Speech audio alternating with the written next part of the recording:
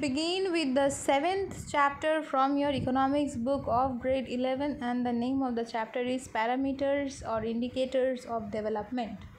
So by development we have to understand what does this term mean. Basically in economics it was defined development means income. The income based development, it was measured on the basis of income. Later on, few other qualities like physical health, education, etc. got incorporated. That means the social matters also got incorporated later on. Now anybody is developed or a nation is developed or not, how to understand it? You have to measure it. And certainly measuring the development is not an easy task or not a very simple method. The main indicators of economic development are classified into two categories. One on the basis of income and the other was on the basis of quality of life. So we are having the two discussions in this chapter. We're going to have two discussions. One is about the per capita income index. Per capita income, we have already came across this term. What is the meaning of per capita income? Per capita income means per head income. We can say it is GNP, that is gross national product, divided by the population is called per capita income, right? Or in few books you will find that the national income divided by total population is a per capita income. So per capita income means per head income of the average citizens. We are saying per head how much they are earning. And later on, the modern concept added was the Human Development Index. This Human Development Index is telling us about the quality of life, and per capita income is on the income based measurement. So let's start with the per capita income.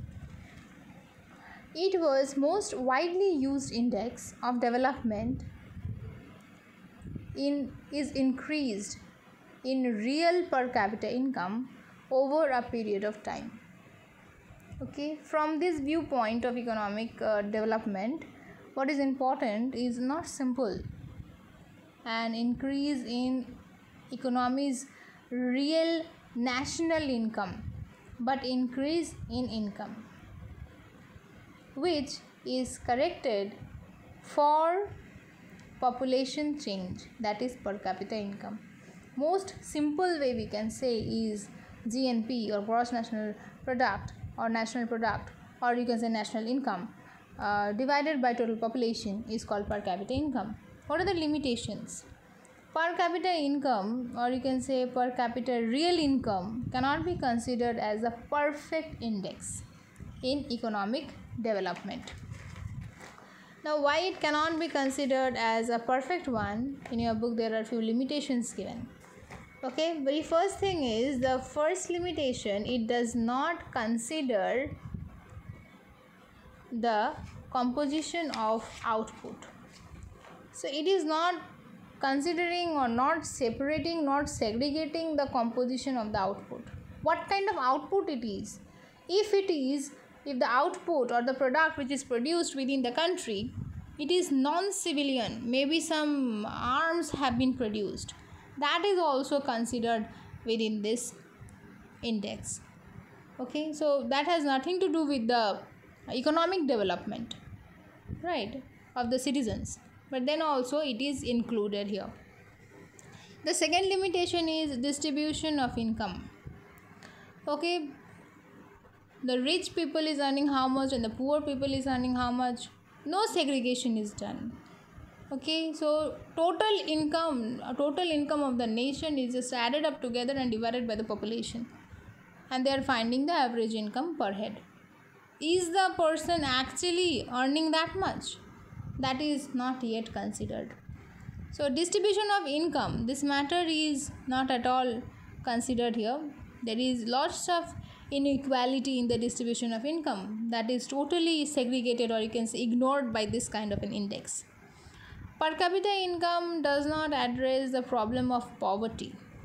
This is what has happened in many developing countries in the past recent times. Despite there is increase in per capita income, average standard of living of the people have not improved. So the problem of poverty is not addressed by this per capita income index. The fourth point they're saying is about it does not make allowance of the cost element. So from this viewpoint, the economic development, what is important is to know is not only the amount of output and its composition, but also how the output has been attained.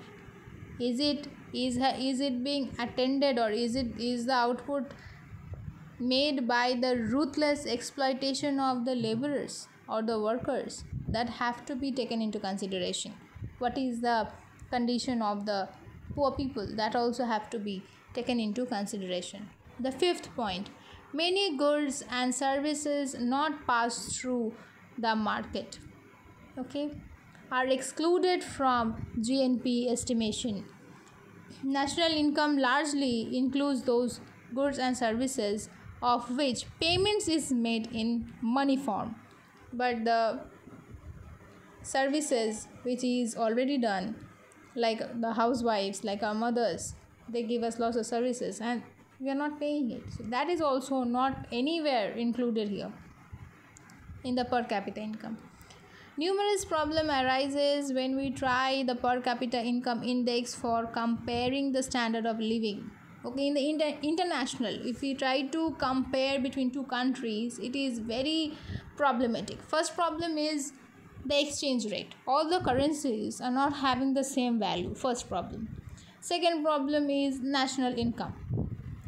Each country is having or measuring in a different way.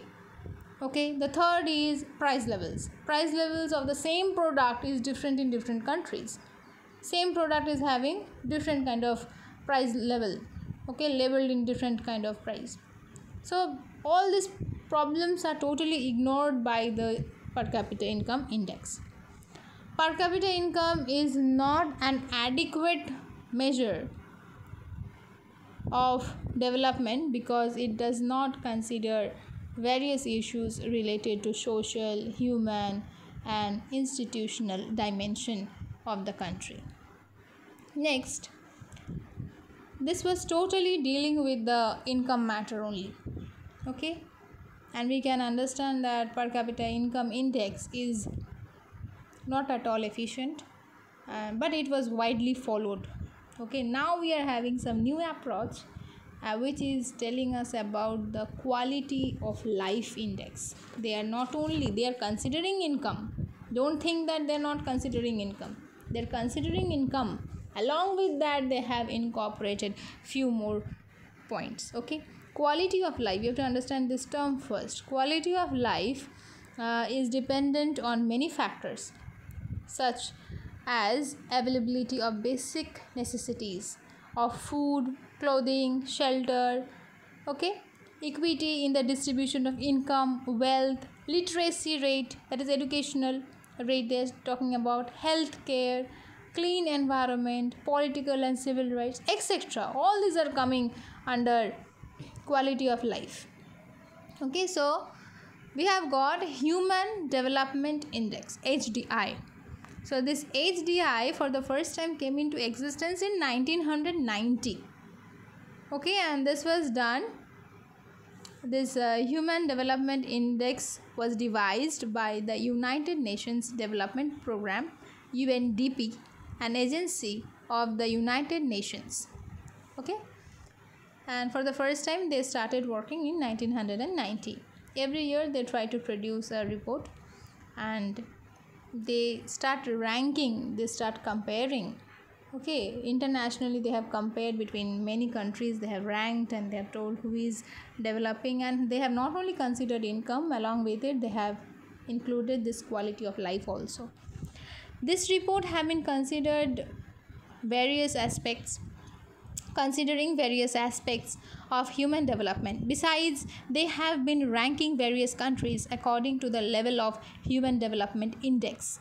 First they will be measuring different aspects and then they will be ranking. Directly they are not ranking. First they are measuring and then they are ranking.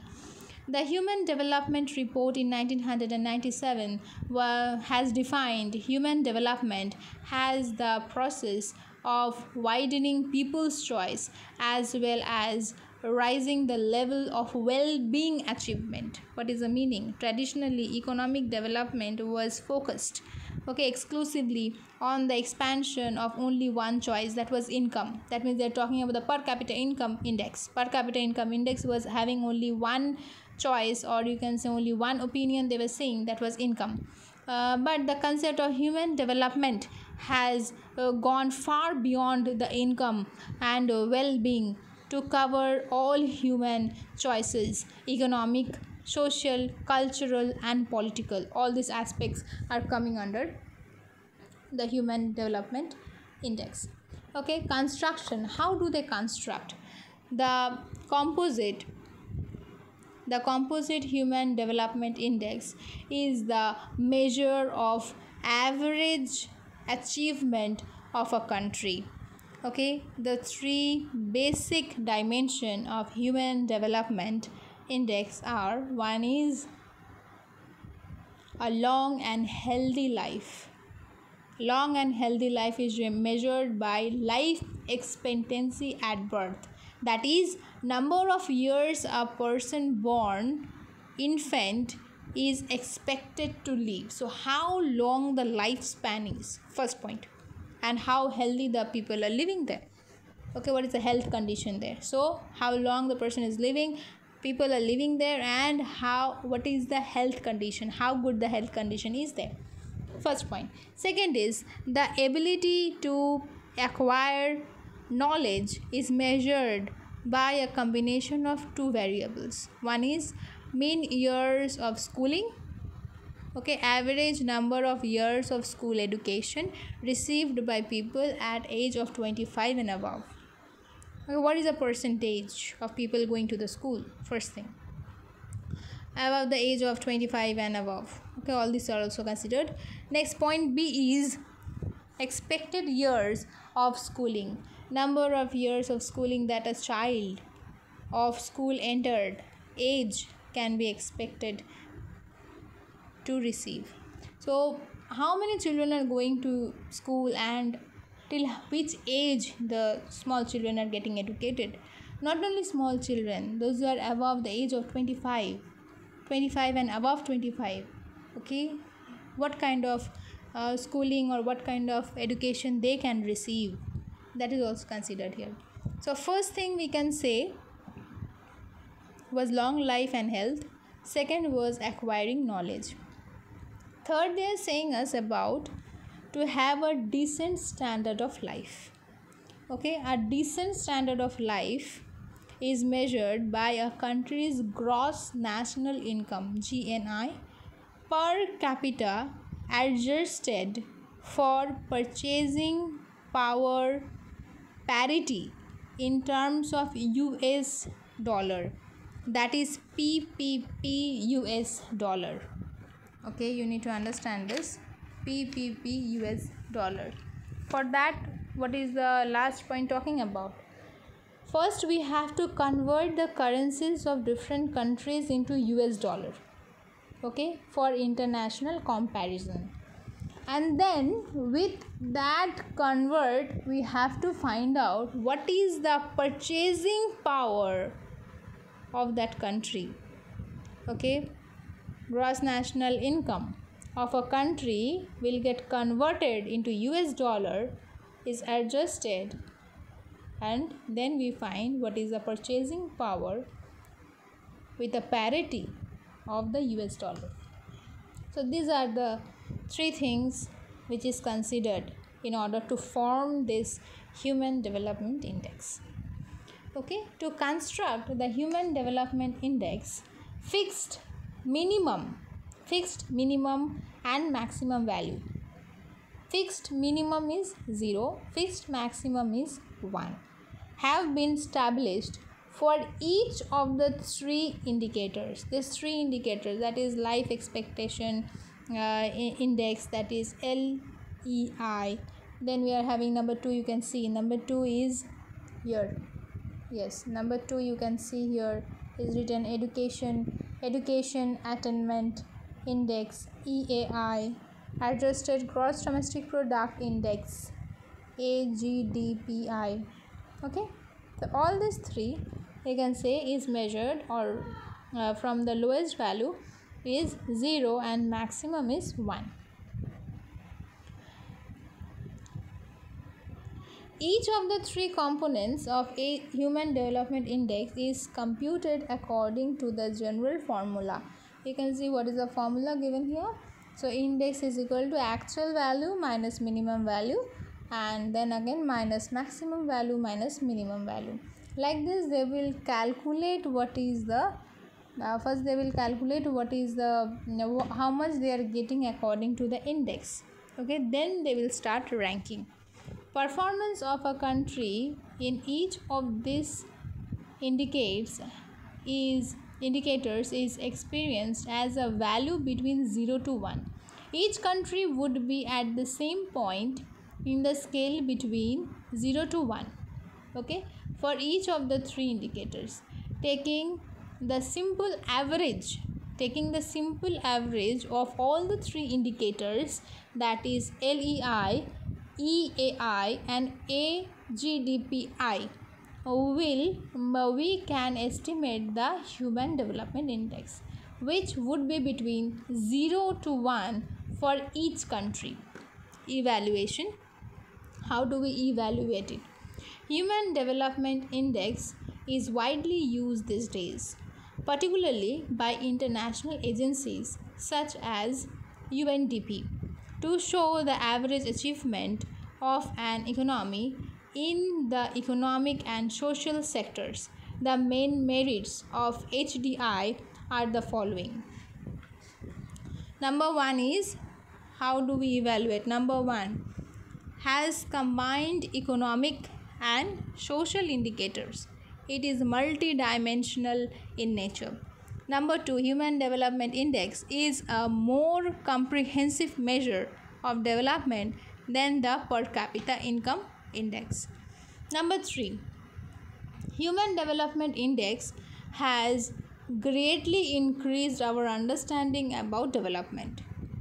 And the fourth point, they are saying it focuses on the ultimate objective of development. Okay, so Human Development Index in India, what is in the Indian scenario now? So Human Development Index ranks country on the scale of 0. 0 is the lowest Human Development Index and 1 is the highest Human Development Index. How it is? That is, first will be 1, that is the highest developed, then 2, then 3, then 4, 5, 6, 7, 8, 9 and 0. Okay, they are not writing 10, they are saying 0. So a very high Human Development Index. Who is there? Norway, Australia, Japan, then New Zealand. Okay, high Human Development Index. Okay, that is China, Sri Lanka. In 3 we are having medium Human Development Index, medium, India, Indonesia, Egypt, South Africa. Low Human Development Index is Nigeria, Uganda and Afghanistan. So at an interval of every 5 years since 1980, we will find the table is given below. You can see the table. 7.1. They are saying us about the Indian Human Development Index. Gradually you can see in 1990 the point was 0.429. Then in 2000 it was 0.495. 2010 you can see 0.579. So we can understand gradually it is increasing, right? So we can say that Human Development Index is improving continuously since 1980 with an average rate of 1.21. We can say that. Okay, this is the index, and with the help of this index we will be categorizing or we will be now ranking the countries. You can see Norway is ranked at the top. 1, 2, 3. You can see how they are ranked. Okay, so this is how the countries all over the world is ranked.